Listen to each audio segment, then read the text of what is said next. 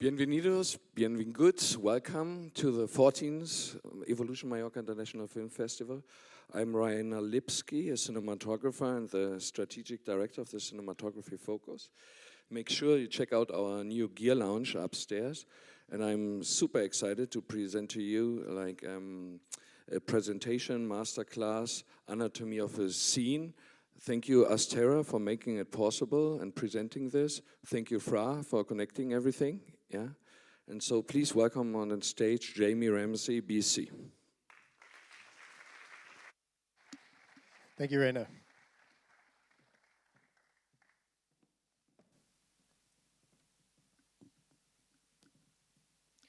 Good morning, everybody. Thank you for coming out to the first thing of the day. I know some of you may have hangovers or have slept very little, so I do appreciate you guys coming out. Should we get the presentation going behind me?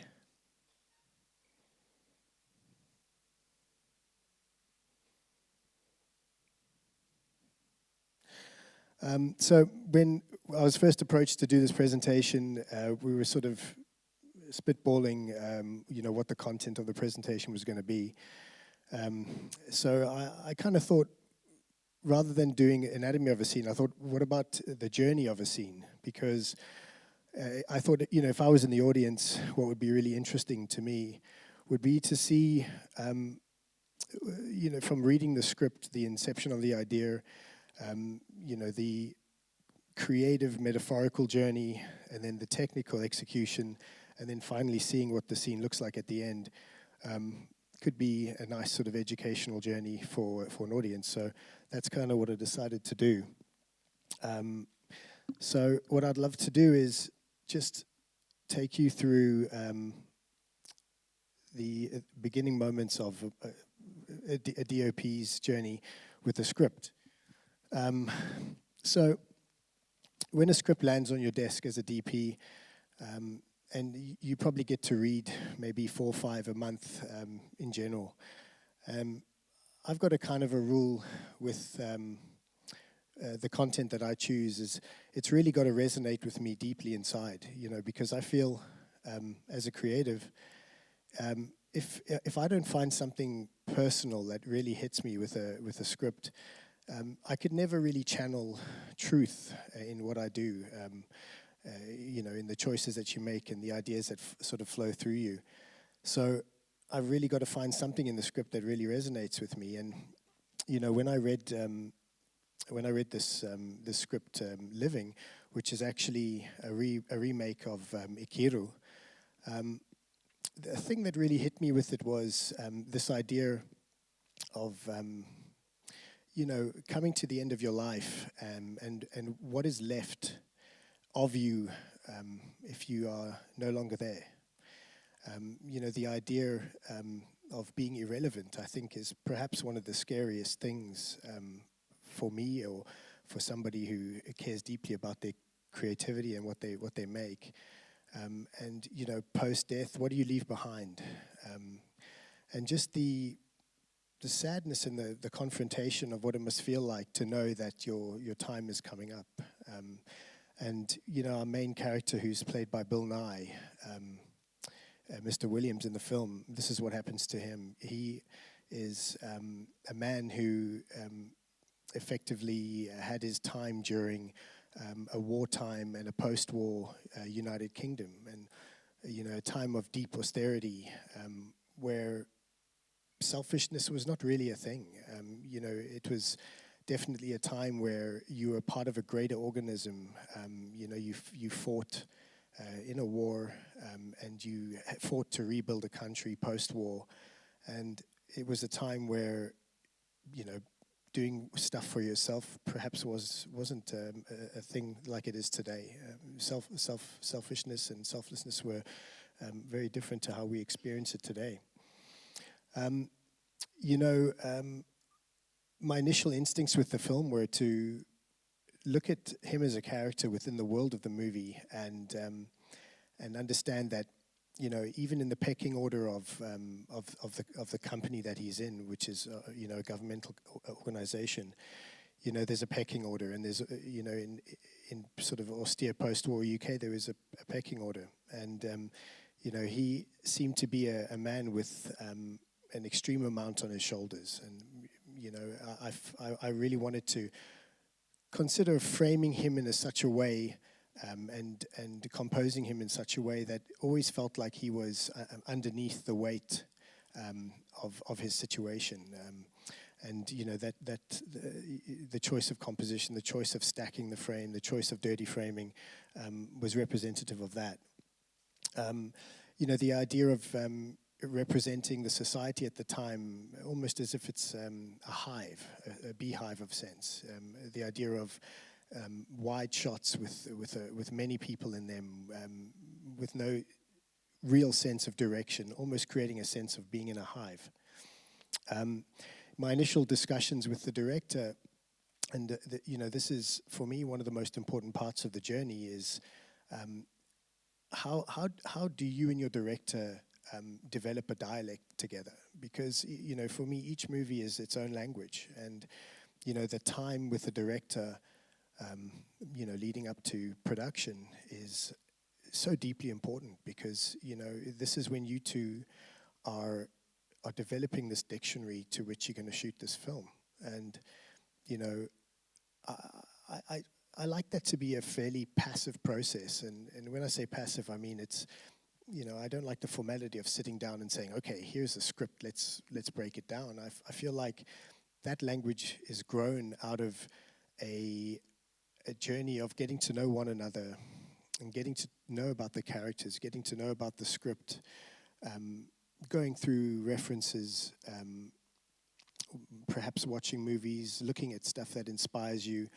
But most importantly, it's the getting to know one another, and it's the bouncing of questions and answers that really grow the visual design. And I think from a director's side, there's also so much in that process that helps them uncover the characters and uncover, effectively what this film is going to be like. And yes, is this clicker working? I don't think so. Could you skip it forward from your side? Look, I mean, all directors are different, and all creatives are different. I just find the kind of relationship that I find most fruitful, is the one where there's a joining of forces. Autonomy for me is not a way that I can really function at best as a creative. I feel like there really needs to be a symbiotic relationship between all of us. And yes, ultimately it is the director's film, but you're hiring skilled HODs to bring it alive. And my best relationships have been where there is a strong creative respect and an adoration of all the crafts involved. We can skip forward a bit. I wanted to choose a very specific scene to talk to you guys about. Great, thank you very much. Hey. Yeah. Okay. Yes, it's working. Fantastic. So, in this film, Bill Nye, he finds out that he is terminally ill, and the doctor explains to him that he doesn't have much time left. And this sort of forces him into an existential moment where he kind of looks at his life and all the time he spent building what he has built, and what does he have to show of it? And it kind of forces him to fall off the rails a little bit. He goes off to the sunny beaches of Brighton, which, if anybody knows the UK, are only sunny for 2 days of the year. And he has himself a little bit of a time. And he meets a young man, and this guy feels pity and decides to be his wingman for the weekend. And whilst they're out and about, they have a night drinking with music and going out and about. And they end up in a sort of a bootlegger party in a circus tent on the outskirts of Brighton. And in this moment, confronted with being, inebriated on alcohol, and also deeply affected by the sorrow of confronting his end, Bill Nye has a realization, and in this realization, he bursts out and leaves the circus tent.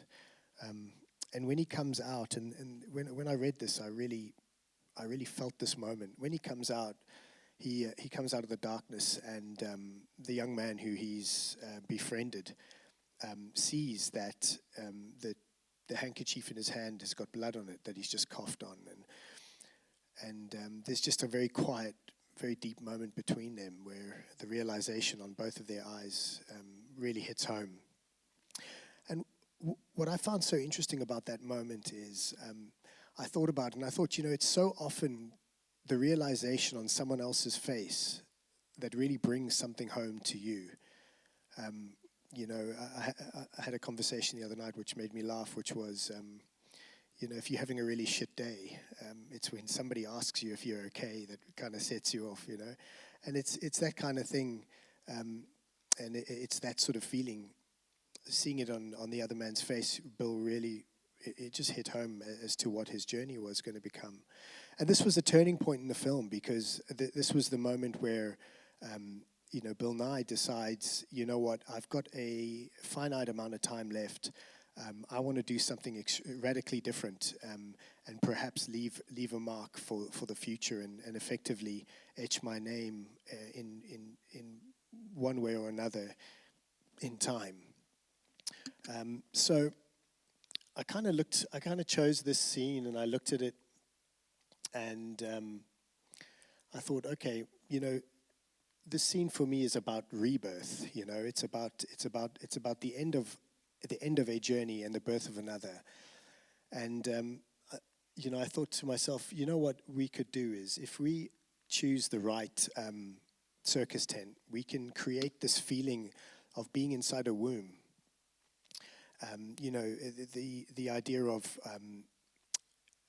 The idea of this moment happening inside the circus tent, I thought was auspicious, and I wanted to try and use that. So let me just pull up the treatment that I've got here of it.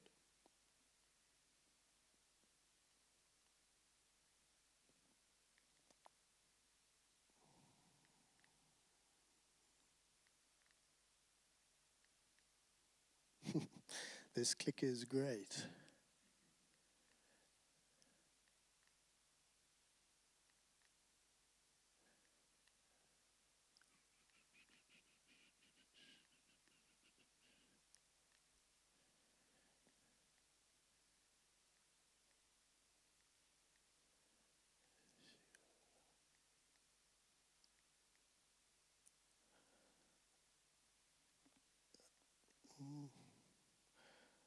Oh, here we go.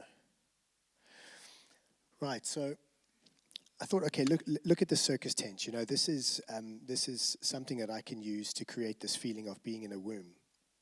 And the feeling that I wanted to get out of it was this idea of When you're in the womb, you're surrounded by amniotic fluid, and there's a really dense sense of comfort. But also, when the baby is ready to be born, that comfort becomes claustrophobic, and it becomes a feeling of choking, and you need to get out of there. And that's the end. That's the end of that process. And I wanted to create a sense of that inside this circus tent. The concept of when you're in the womb, there's obviously no light source inside. The only light comes from the outside. And I thought, I want to use this idea for this scene. So I decided to light it purely from the outside of the tent, using the relationship with SFX to create an atmosphere inside that felt representative of being surrounded by amniotic fluid. The color palette for me was very important as well, because I wanted it to feel rich and bloody, as close to a color palette as you could get.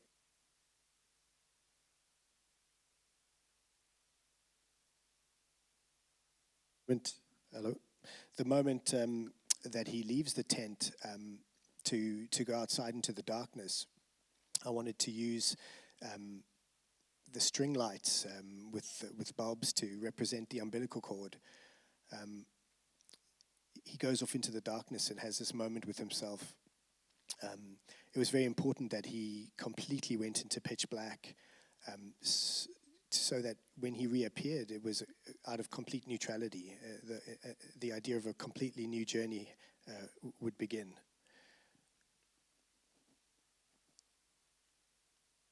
This is an image page that I put together just to kind of show the relevant people the sort of mood and feel of it. I think the director really liked it, but he just said maybe a little bit more light than that, which I seem to get that comment quite often. But anyway, I say you can fix it in the grade. Anyway, so this was my mood sort of palette. This is something that I presented to the art department. Said, this is the kind of tent that I would need to use. The art department had kind of segued to something that was more sort of military because of the time. But I wanted to obviously use the opaque nature of the white stripes and the red to motivate the color palette inside. And ultimately, they were fine with that, and that's what we got. And this is a very scribbly, rudimentary, first thought sort of mock-up of what I wanted to do. We were shooting in the UK towards the end of summer, going into winter.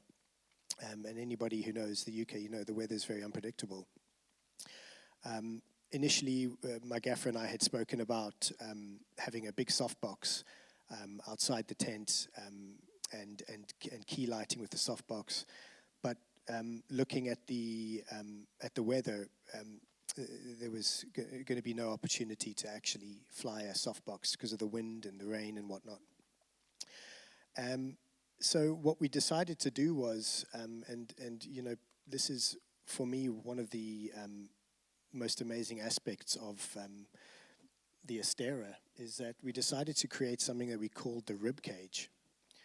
And what this was a 20 by 20 frame where we had goalposts and we free-hung Astera tubes.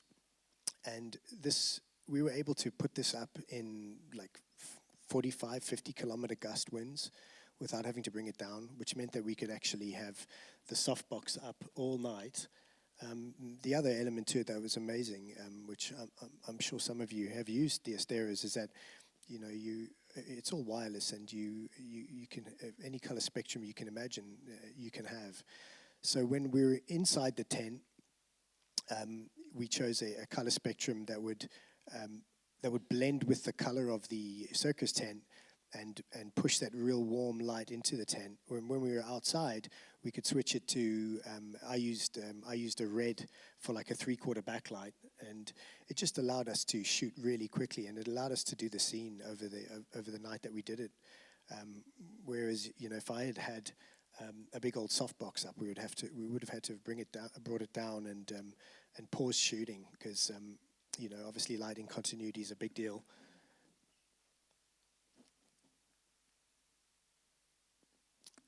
Yeah, here we go, a little lighting diagram to represent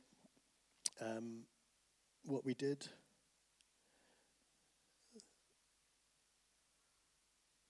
I actually never ended up using the big backlight. We ultimately just used the softbox and a bit of floor lighting, and it turned out to be more than enough.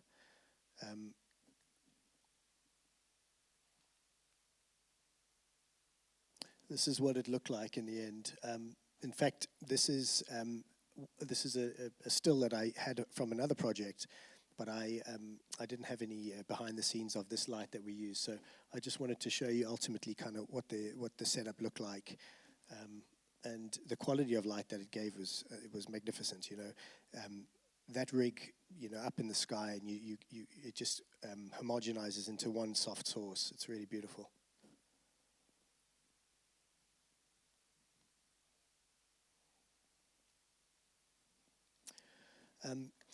You know, the pre-production journey for me as a DP, one of the first things that I do is I start to engage with the other departments to talk about color.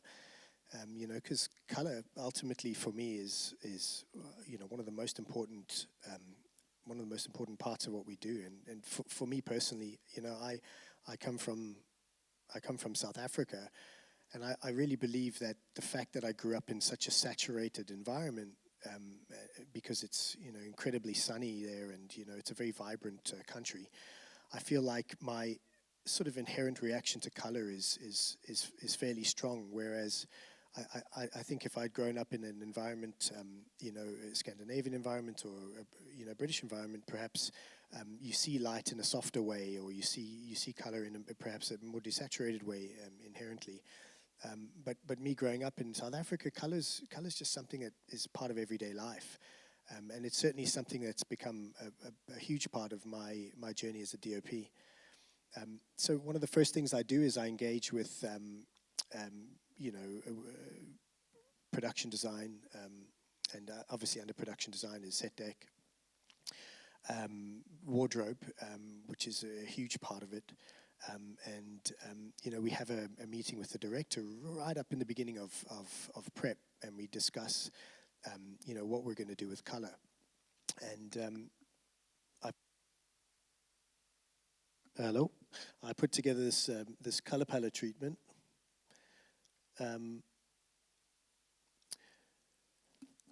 Which was a working document, which ended up just being sort of an anchor point for all of us in terms of the process of making this film.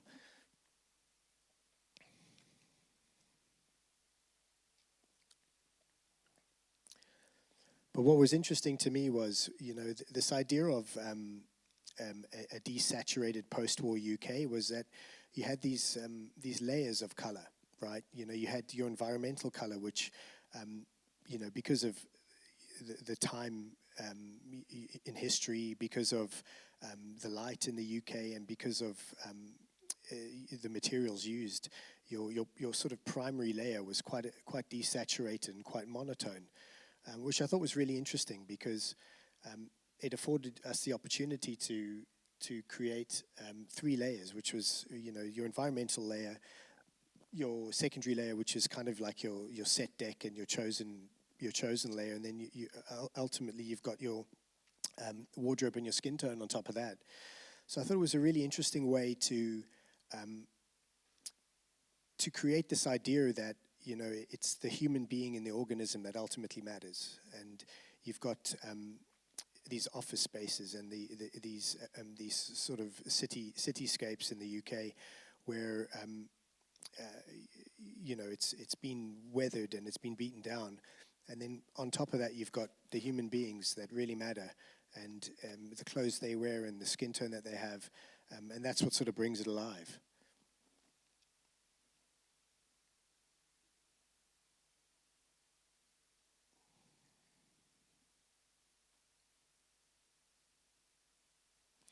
This is also an interesting document that follows through to the DI.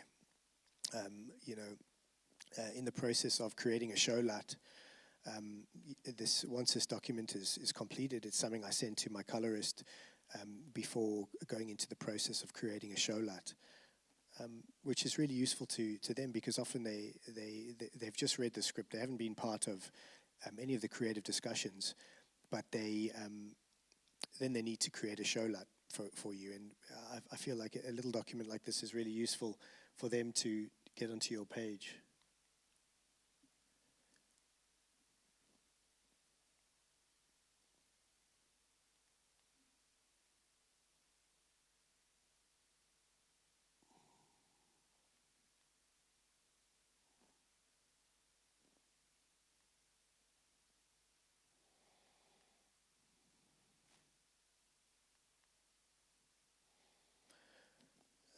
This is what I put forward for the time when that we've been speaking about, when Bill Nye leaves to the coast of England for this weekend of debauchery. This was the only time in the film where we really pulled away from the master palette, and the director really wanted to highlight this phase in the movie and do something quite different. So. This is where we used a lot more color and a lot brighter, a much brighter palette.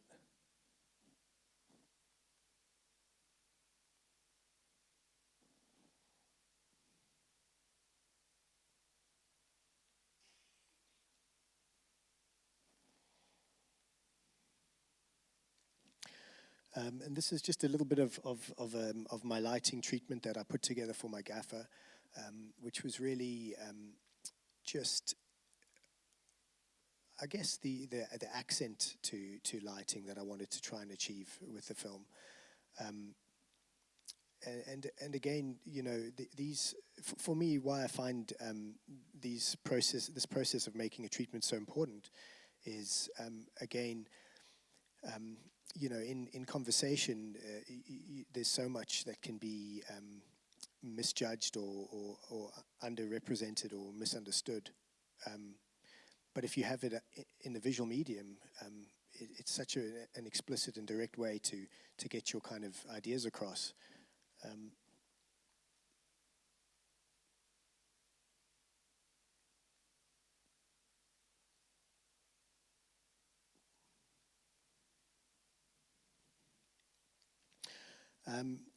And I just wanted to speak about just the journey of production, which obviously it's probably the hardest part of making a movie is your time on set, or at least for me anyway. But why that whole journey of pre-production is so important is because once you get into production, you just really don't have much time to overthink stuff. I find when you're in production, you really are at a phase where you are reactionary. And that pre-production time of building a dialect and building a language with your director and your team, when it comes time for production, you realize how important it is to have created that shorthand and that intuition where you really can just react. And this particular director that I've worked with a number of times, we, in the history of all the films we've made together, we've never shortlisted. It's never been a thing for us. In fact, we intentionally didn't shortlist. What we did do was we deeply discussed ideas, and we deeply discussed the why of the scene. Why are we doing this? What is the purpose of this scene? What is the purpose of choosing these shots? Why? From an executional standpoint, as a DOP, what I needed to do with this particular director was always create a theater for him to work in, right? So when you don't specifically shot list, you almost have to cast your net a little bit wider in terms of your preparation. And that's what I would always try and do on sets, on locations. Was light in a way that would give almost a theater of play for the director. And obviously, you know, when you have figured out what you want to do on the day, which is always a beautiful process with him, because you know it's always so intuitive. You know, you feel it out, and you see how the blocking evolves, and you actually really channel the answer through you, rather than it being a pre-designed thing. But to do that, you need to understand that, you know, you really need to light for all eventualities, which you know, with modern day LED technology, has become a much easier thing to do. You know, the fact of having lights like the Astera, which, you know, can be battery operated, you know, when you are figuring out a scene and you quickly need to hide a little bit of light here or there, you know, that tool is really invaluable as a DP. You know, magnetic clips, you clip it up on a doorway, and in you know, a minute and a half, you've solved a lighting issue that used to take you know, at least 25 minutes to rig. So this for me is, you know, I have to say that it's an invaluable tool, especially when working with this type of director, but also this type of project, which is, you know, we all know indie films aren't the easiest films to make, but I really feel like technology has evolved hand in hand with the shrinking of time and the shifting of budgets.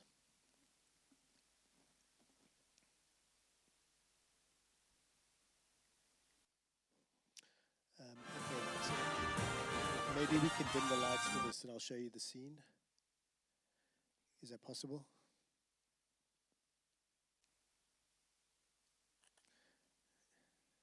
Anybody on the lights? Okay. Thank you.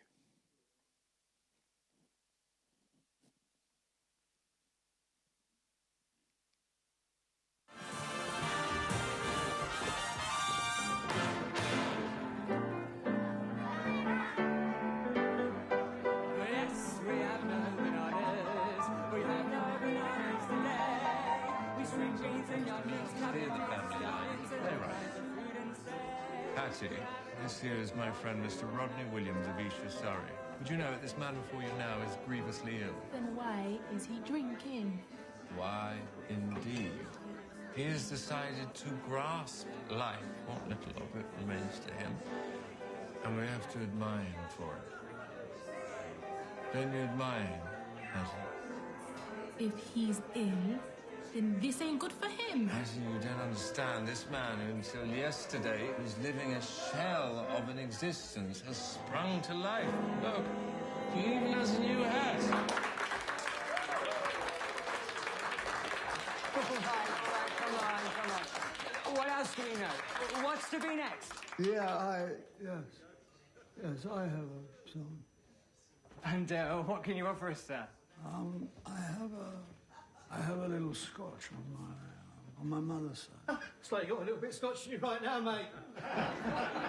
You're right, I am somewhat son, but I'd like to sing you a song, if I may. If you happen to know the Rowan Tree, do you know the Rowan Tree?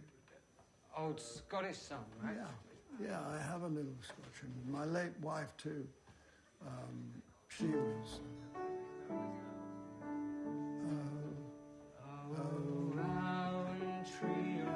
Rowan tree, loud I be dear to me, entwined thou art with many ties of him and infancy. Thy leaves were I the first of spring, thy flowers the summer's pride. There was ne'er such a bonny tree in other countryside.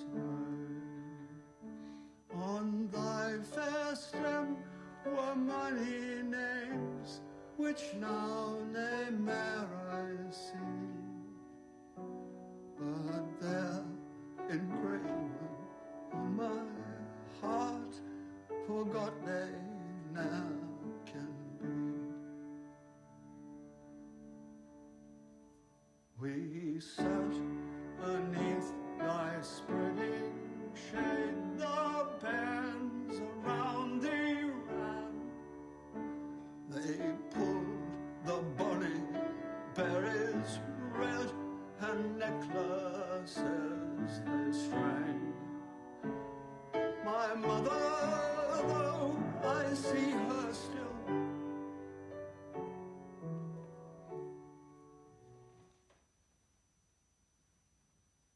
no.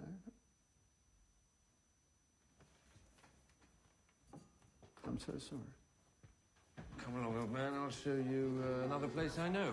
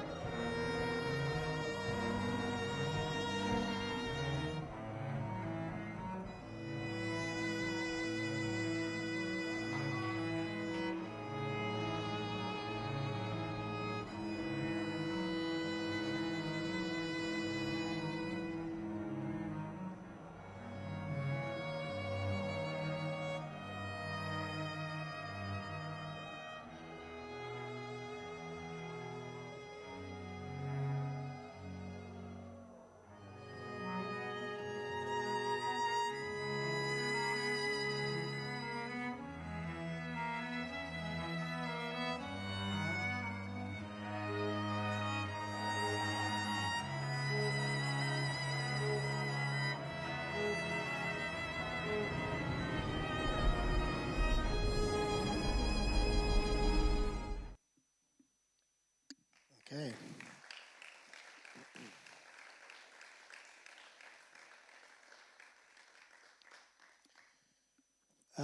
Yeah, there it is. So what I wanted to do was I wanted to shape this so that there was enough time for some sort of freestyle afterwards, with a bit of Q&A, and if there's any sort of topics that we could go into that pertain to this discussion. I thought I'd at least keep us half an hour for that. So I don't know if we want to go into that section. Yeah? Rain, is that good? We've got a mic for the audience. Any questions?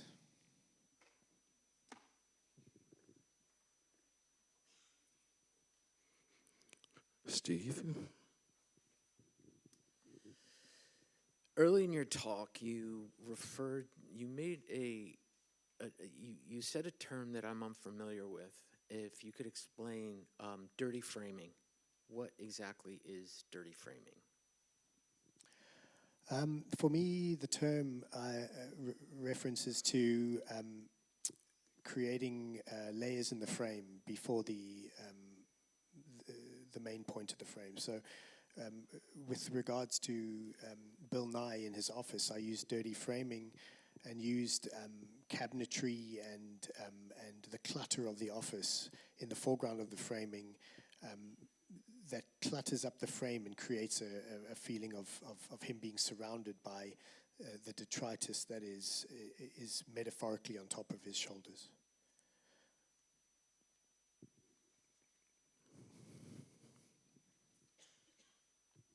Hi, thanks for the presentation. And also, I really liked that you talked about the idea of the womb and then showed the clip afterwards. It really, I could really see your thought of the womb in the clip that you showed afterwards. And my question is concerning when you talked about shortlisting, or that you're not shortlisting with the director. How do you manage to allocate the time that you need for a certain scene? And then also, how do you deal with like a reversal or something like that? Do you have like both situations lit and then you just switch off one set of lights, or Yeah. So with this particular director, I think this was our fourth film together, and over time we just knew intuitively how long it would take to do a scene, but also. My relationship with him is the type of relationship where if we only have 1 hour to do a scene, we know how to do it in an hour. If we've got 4 hours, then we know what we can do in 4 hours. With regards to the lighting side of that, where we can, I would always light for 360 and have stuff in place for 360. And when I say we don't shot list. We know what the scene needs to feel like, right? So there will never be on paper, wide, mid, close, that kind of thing. It would always be, in the scene. The scene it's an ensemble scene, but it's really about Bill. The important beats in the ensemble will be this bit of dialogue, that bit of dialogue, but that can happen 3/4 off angle. So we know the impetus of what that needs to feel like, and then pragmatically going into production. If we only have X amount of time to do it, then we know that we can do it in a single slow zoom shot into his face, where the rest is told in audio. May I just ask, and how do you communicate that in advance with the AD, with the assistant director regarding scheduling things? Just you say windows, we need this time for this. To be honest, it drives the AD absolutely mad. It really does. But what I always do is, when we get to the phase of scheduling, I always go through the one line or the script, and I'll put 3 hours, 3.5 hours, 4 hours. So I'll put my technical timings down, saying, okay, this is knowing Oliver, the director, and understanding it. This is how long I think we're going to need. Then obviously, when it comes to the scheduling side of things, there's the stuff that the AD has to deal with, all of that boring stuff. But ultimately, I give them the timings that I need, that I think I need, and hopefully the puzzle sort of ends up fitting. There's obviously some scenes that will be more trying, for the director, heavy performance scenes. There'll be scenes that will be more trying for the AD department, ones that have a lot of extras and a lot of stuff going on in the background. And then there'll be the ones that are trying for me as a DP, which will be your big lighting scenes with the big movement and big night lighting and stuff like that. So I guess it's just the sensitivity to seeing those scenes and knowing, okay, which department's going to be under fire on this one, and then just as a group being kind about that and just amortizing and padding that a little bit. Did you want to ask Una something? You kind of answered it. So you've worked with this director a lot, so you can trust his eye, or that you've got a like you say, a dialect. So how often do you shoot 360 with other directors, and then how do you deal with it when they want to point in the direction that's really boring when you've got a beautiful frame, or like you're saying, this shape that's behind us now? That's a good question, because I do trust that director very, very much, and he also trusts me, and directors who are also pragmatic about things like light and things like composition, because we all know you can shape up a scene, you can block a scene in a multitude of ways, right? But if a director understands, look, if we put the actors all against this window, I'm going to need to throw some real big lights up in here to balance this out, unless you want to do it in silhouette, But if you bring them 3/4 off the window, then the window becomes a beautiful source. So it's when the relationship transcends ego that really brings it into a beautiful place. If you walk into a blocking, and I always try and be there for the blocking, which can be hard because as a DOP, if you're doing a 12-hour day, you're turned on for 12 hours at full capacity. And with long form narrative, sometimes the blocking phase is a minute where, as a DP, you can step away and take a breath and think about the rest of the day. But if you like to be part of the blocking, which I think is really, really important as a DP, then you really are switched on all the time. But sometimes you look at a blocking, and the director's feeling out the space with the actors, and they're sort of gravitating to like a doorway, and you're like, oh fuck. They're doing 3 pages in the middle of a doorway. How the fuck are we going to shoot this? But then, if you have a good relationship and there's that trust, and then, the ego is neutralized, and then you can always say, look, is it possible that this happens over here or over there? Yeah.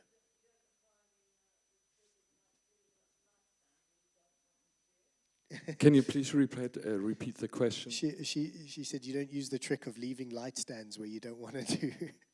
Well, that's funny, because I did a film recently where the director insisted that every piece of equipment was removed from the set before he blocked it, right? So all sort of efforts of pre-lighting in terms of floor lighting had to be removed every morning. So yes, that is a good trick, but sometimes you don't get away with that one.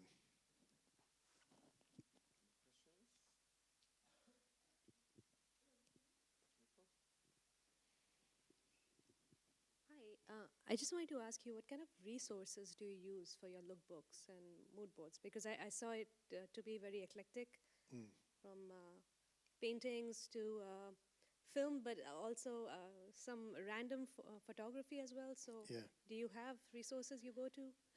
Yeah, so just in terms of maybe I can open up that a little bit and answer you within the broader response. But the process of creating it's kind of the Bible, the visual Bible of the film, right? The process for me, it's super important because none of us as creatives really function in a vacuum, right? Whether we like it or not, we are organic AI. We are all referential.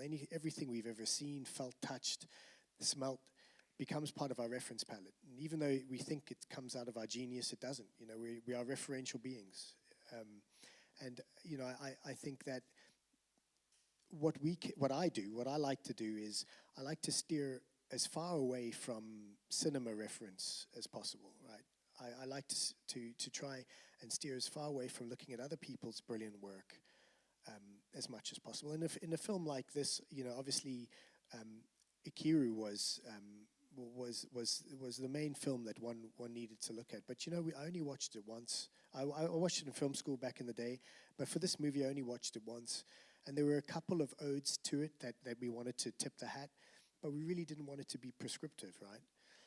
But in terms of a reference palette, the kind of stuff that I like to look at is, it's based in photography, it's based in art, the great painters that have existed on this earth. It's based in poetry sometimes, because sometimes you're clogged up in the written word. Incites a chain of thinking that is incredible.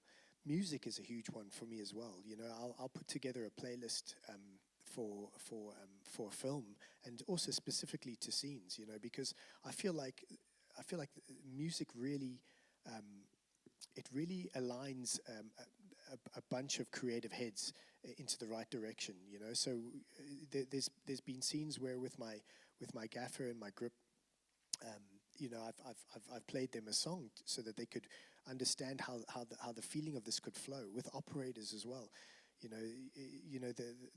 movement on the camera for the scene needs to feel like the symphony.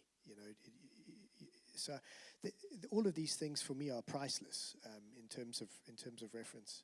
The other thing, which is I guess a hot topic of late, is AI. What is our responsible relationship with AI supposed to be as a cinematographer or a filmmaker? And my response to that is, whenever you fear something, the worst thing to do is run away from it, right? So when it comes to AI, it's like you gotta tuck AI right underneath your arm, and use it responsibly. Because if you don't, ultimately you'll become redundant along with other things. So for me, AI I've found to be a priceless way of creating imagery that you feel when you read a script, that can communicate your ideas, right? So what I do is, I use a thing like Midjourney to create scenarios, visual scenarios that I'm able to use to communicate the feeling of a scene, or the color palette of a scene, or the way I even to the point of the way I want to light a scene. So I think in that respect, using AI for me is okay, and it's a responsible way to do it. I'm not taking livelihood away from anybody by doing that, and there's an authorship to my words that's creating that image, right? So I'm still holding on to it, and I'm using it to propagate an idea and push an idea forward, for the betterment of the film. So, that for me is also a big part of the reference and the treatment process.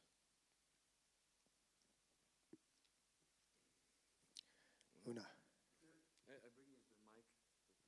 Maybe she wants to keep it. Maybe we keep it. So your big rig, the Astera tube rig, could it manage that wind because there was no solid material like a sail? Exactly, yeah. So I actually, a gaffer and I came up with that idea when I used to live in Cape Town. I don't know if anybody's ever shot in Cape Town here, but Cape Town is a beautiful place.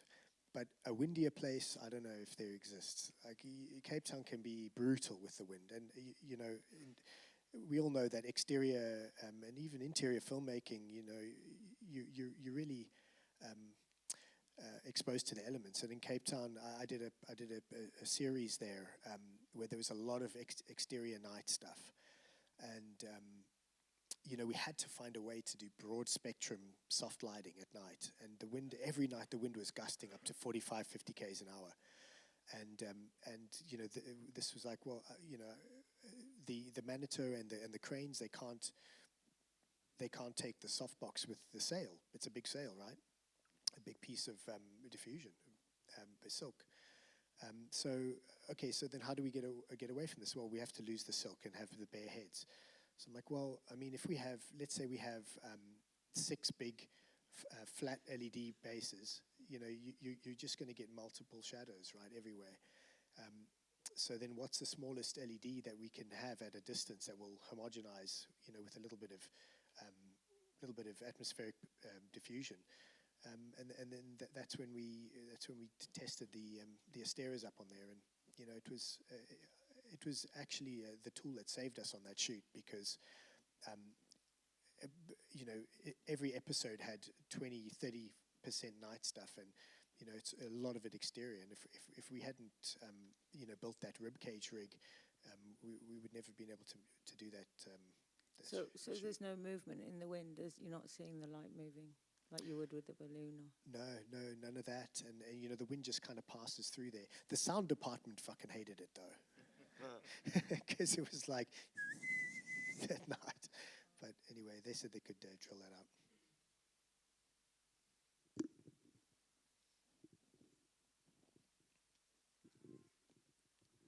Could you please say something about going into an interview? Like you said, like a script, when you read the scripts, that they have to resonate with you, and then when you really would like to do a project, so how do you prepare for the interview, and when, Yeah, it's a good question.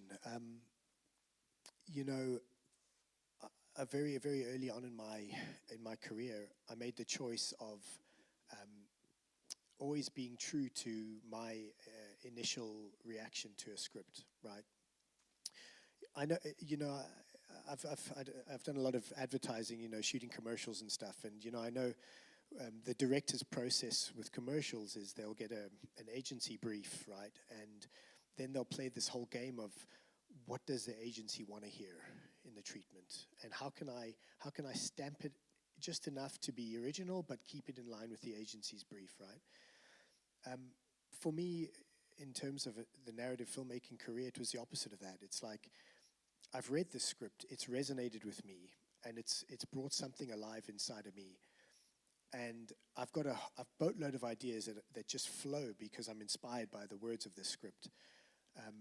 And my initial interviews are always just honest, really, really honest about how I see the film. Because the director will ask you that immediately. The director, I've never gone into an interview where the director's like, okay, so this is how I see the film. They're like, what do you see here? What are you feeling? And I've always just been super, super honest about that. And the reason is either you hit it hard on the nail or you completely miss it. But for me, both of those are a win, because if you completely miss it, it was never going to work in the first place. But if you hit the nail on the head and you're dead honest about it, and you're giving ideas that are in line, and you've touched the right chord with the director, then it's on, you know. Then it's like, from that moment onwards, you are just bouncing ideas back and forth. You're like, what did you think about this? Oh, this is a great idea. I never thought about that. What about this? And then it just grows. And, you know, to be honest, I just couldn't do it any other way besides that, because, you know, ultimately, if you're lying, it's going to be exposed somewhere along the line, you know. Any more questions?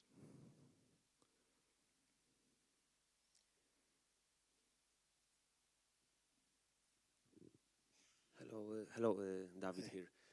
I have a question about, it was mentioned slightly in a previous question, but I want to elaborate on that. Now in the era of all the look that most of the mainstream films have, that everything is kind of lit, yeah? And the example of this film is completely opposite to that. So I have a question. Obviously with the director that you work many times before that, he trusts you, so there's no really much question about it, that it is too dark or whatever. But how do you, with the directors that you work first time, that you don't have that that relation, how do you convince them to go more contrasty and more dark? Because that, for me, with the new directors, that's the most challenging in my career, especially recently. Yeah, good question. Well, first of all, let me just say that my cinematography isn't a one-size-fits-all process, right? Even though I've got a look and a feeling that I love most, I feel it's my responsibility to find the heart and the personality of each film, right? So, you know, if I'm doing a movie that doesn't feel right to be super contrasty like this, then I won't do that, even though that's the kind of lighting that I find most beautiful. The other part of the answer to that question is, when a director looks at my body of work, there's a personality that's there that they kind of expect, in a way. So I almost feel like I don't necessarily have to convince them to do a certain or push it a certain way.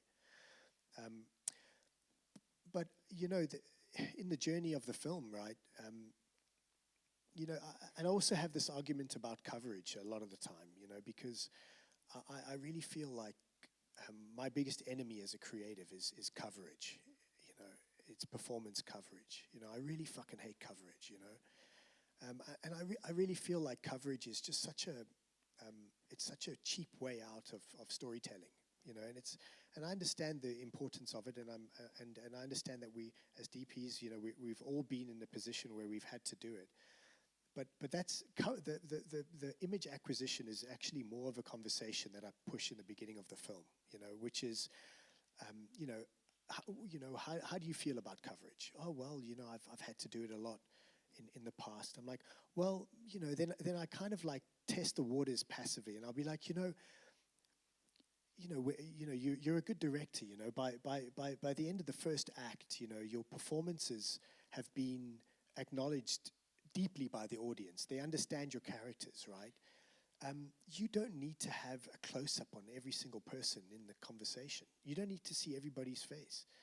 You understand people's tone of voice. You understand the timbre in their voice. You understand their body language. You can be in a real intimate, real personal scene in silhouette, and you've got audio, which is so powerful, and you've got the body language in silhouette.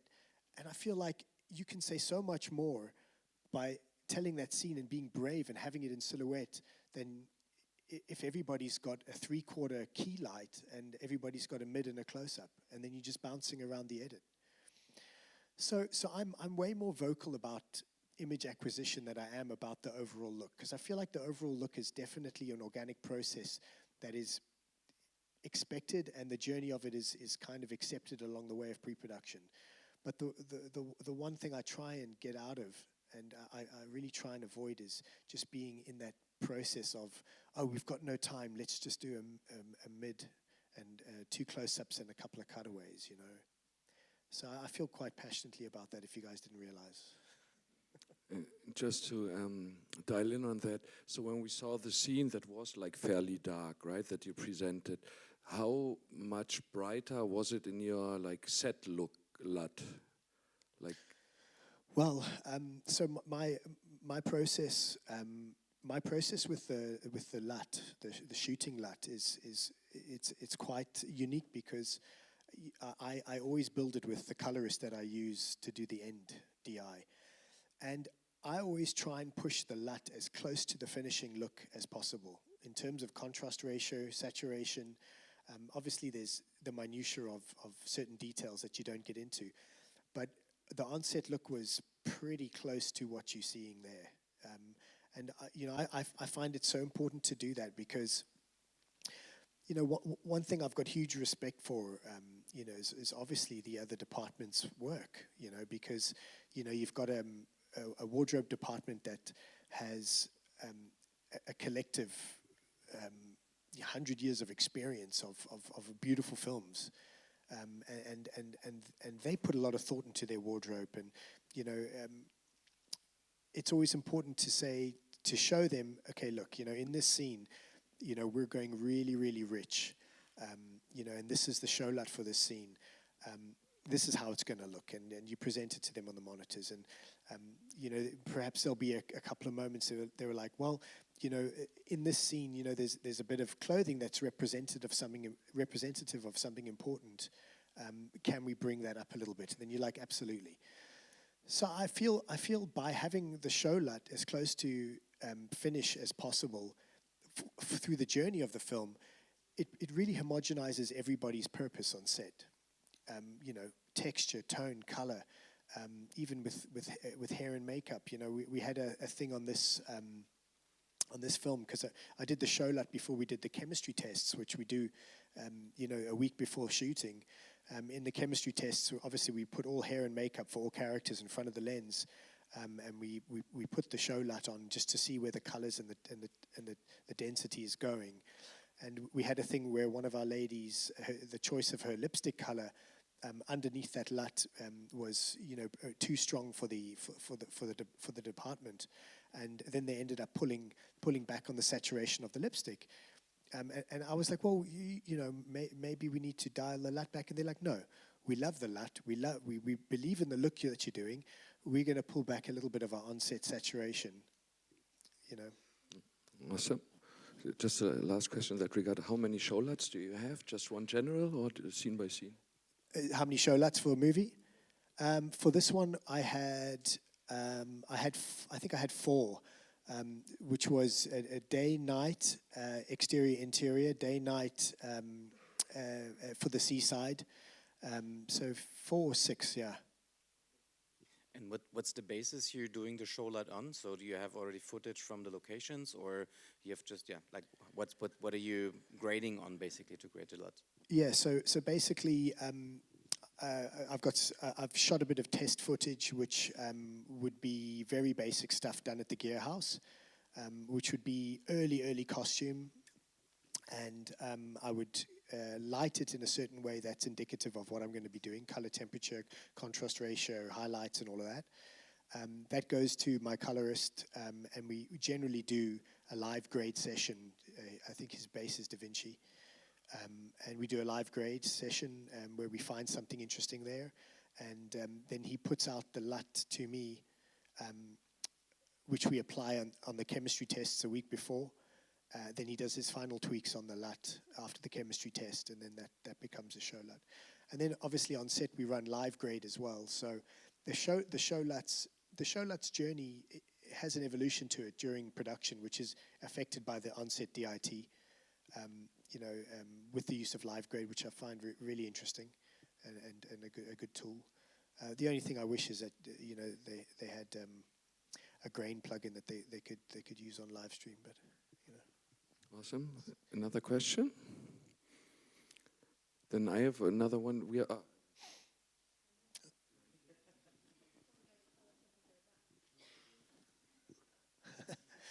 4.3 on the camera, 6,000 on the softbox. Hi.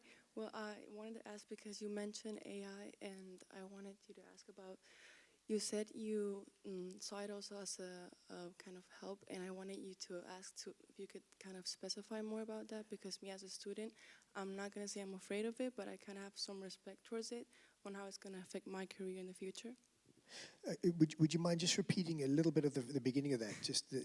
I missed just the core thing. I'm sorry. You mentioned that AI you also see kind of as a help in your job, and I totally see it in a different way, kind of not in something that's actually gonna maybe affect my work in the future. So I wanted you to ask why you think it's gonna help and how you think it can help us. So I, like I said, there's 2 sides to every coin, right? Obviously the whole journey of AI creating movies and stuff, that's where I think the devil lies, right? But the side to AI that I feel is a great help to us as image creators is in the process that I was speaking about earlier. It's like, let's say, for instance, you're going through the phase of creating a treatment for your film, right? And you're online and you're looking for a scene. You're looking for some imagery to represent a scene, and you're looking for an hour and 2 hours, and you just can't find the right image to represent what you really want to do with the scene. You go into AI and you use your words to build the scene out of nothing, and AI develops an image for you that's exactly what you had in your mind, but you couldn't find in any reference palette, right? And in that image that you've developed are all the core elements that you need to create discussion points for the other departments that are related to the journey of creating that image, right? For instance, you've done a color palette in that image that you can talk to production design about. You've asked for like a low-lying mist on the lake at night. You've got something that you can now show SFX and say, this is the kind of mist that I really want in the image. And they're like, okay, that's heavy mist. That's the, we need to do that with dry ice or whatever they want to use, right? You've got some practical lighting in there that bring pops of warmth in this really cold nightscape. And then you say to your gaffer, and you say to your colorist even, you say, okay, the light that I needs to separate the warm and the cold so that I can have this amber torch light with this icy cold moonlight. And then your colorist knows, okay, I need to create a light that separates the warm and the cold like that. So that's what I mean, is that with AI and your words, you can give birth to something that will be the talking point that brings everything else alive, So then, final question. We have so many film students in here too. What's like, do you have an advice, what you learned from your career? Like, could you share that for them? Yeah, absolutely. If you could put up your hands, the film student people in here.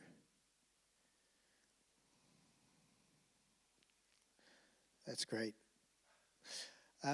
Right, I mean, for me, I think the single most important piece of advice that I could give you that's been part of my journey is within you. There's a voice, right? Within you, there's an idea. There's a way of doing things, right? And you're going into an industry where things have always been done the same way, right? And you're going to be forced on so many occasions to try and slot into a pre-existing idea of how to do things, right? What I would say to you is, as much as you possibly can, rebel against that idea, right? Because ultimately, you are being hired for the way that you see the world and the way that you see things, right? And if you believe in that and you believe in yourself, then spend your whole life cultivating that voice and cultivating that idea, because nobody needs another version of me. Nobody needs another version of Darius Kanji, right? They need the new thing. So that's who you are, right? So obey that and rebel against fitting into a pre-designed idea, and cultivate who you are and cultivate your voice, and follow that through. And if you do that, then you will be great. Amazing closing words, Jamie. We are all so happy that you came and shared everything. Thank you so much for doing it. Thank you so much, Astera, for making it possible.